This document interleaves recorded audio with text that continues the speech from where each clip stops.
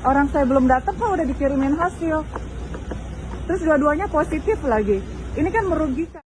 Beredar video yang menunjukkan hasil tes PCR dari Bumem Farmasi padahal orang tersebut belum melakukan tes sama sekali.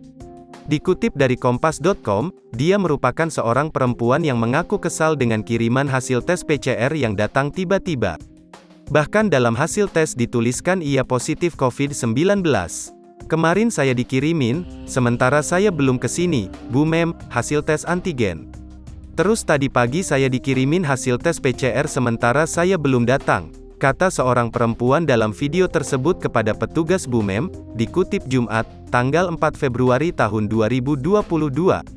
Menurutnya hal tersebut menjadi aneh, sebab dirinya belum melakukan tes PCR di Bumem. Ia pun semakin kesal ketika kedua hasil tes tersebut menyatakan positif. Ini kan merugikan, ujar dia. Menanggapi hal tersebut, manajemen Bumem mengakui adanya kesalahan administrasi di salah satu cabang Bumem Farmasi, sehingga merugikan konsumen. Kami memohon maaf atas ketidaknyamanan yang diakibatkan oleh insiden ini, ujar manajemen Bumem.